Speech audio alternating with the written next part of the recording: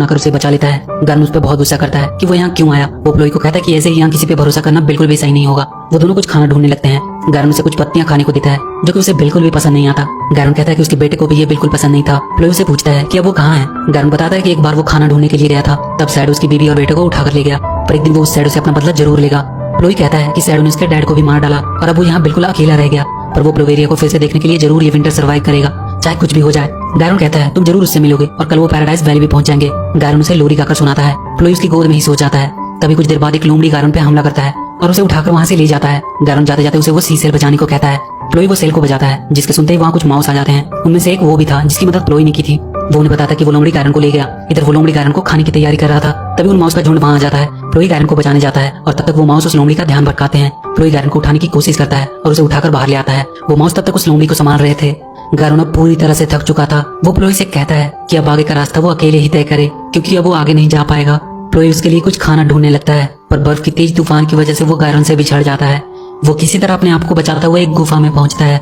उसे वहाँ एक घोंसला दिखाई देता है। वो उस पर लेट जाता है और थके होने के कारण उसे तुरंत नींद भी आ जाती है। थोड़ी देर बाद एक आवाज से उसकी नींद खुलती है। वो देखता है वहाँ सैडो अपनी गर्लफ्रेंड से बातें कर रहा था कि विंटर खत्म होने के बाद वो उसे बहुत सारे फ्लावर ला के देगा। प्लोई धीरे से वहाँ से निकलने की कोशिश करता है, पर एक आवाज से सैडो का ध्यान उसकी ओर आ जाता है। प्लोई भागने लगता है, पर वो वहाँ से नीचे गिरने वाला था। सैडो उसे पकड़ लेता है और उसे खाने ही वाला होता है कि तभी गारन वहाँ आ जाता है और सैडो पे हमला कर देता है। पर सैडो के आगे वो कहाँ टिकने वाला था। वो उसे खींचकर अपनी गुफा में ले जाता है। प्लोई को वो बुलेट्स मिल जाते हैं जिसे वो सैडो की गुफा में फेंक देता है। उसके फटते ही वो दोनों उस पहाड़ से नीचे गिर जाते हैं। गारन वहीं बेहोश हो जाता है। प्लोई उसे एक आखिरी गुड बाय बोलकर आगे के सफर पर निकल जाता है। प्लोई पैराडाइज वैली के अब काफी नजदीक पहुंच चुका था, पर वो बहुत थक चुका था और वो वहीं गिर जाता है। कुछ देर बाद वहाँ एक हिरन आती है। वो प्लोई को अपने सींगों पे बिठाकर पैराडाइज वैली ले आती है। प्लोई को वहाँ बहुत से जानवर मिलते हैं। अस्कुआ भी वहीं होता है। वो सब प्लोई का अच्छे से वेलकम करते हैं।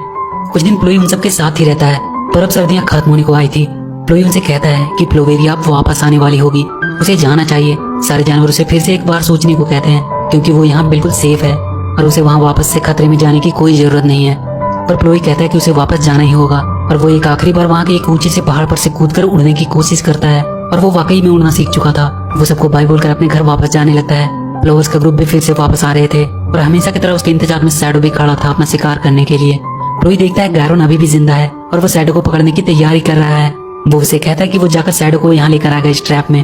प्लोवेरिया अपने ग्रुप को लीड कर रही थी, तभी उनके ग्रुप पे सैडो का हमला होता है और प्लोवेरिया पकड़ी जाती है। प्लोई आकर उसे बचाता है। प्लोवेरिया सही सलामत अपने घर पहुंच जाती है और तब तक प्लोई सैडो को अपने पीछे भगाकर उस ट्रैप के पास ले आता है, पर वो ट्रैप देर से बंद होता है, जिसकी वजह से वो उसमें नहीं फंस पाता है।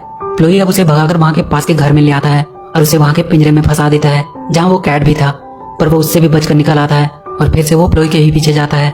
प्लोवेरिया भी उसकी मदद के लिए अब आ चुकी थी और वो दोनों उसे ले जाकर एक बड़े से बेल से टकरा देते हैं। सैडो वहीं के एक गड्ढे में गिर जाता है और गारन कूदकर उसके ऊपर पूरी मिट्टी का एक ठेला डाल देता है और अब फाइनली वो लोग उस सैडो से छुटकारा पा चुके थे। प्लोई जाकर अपनी मॉम से मिलता है। वो सब उसे वापस से देखकर काफी खुश थे।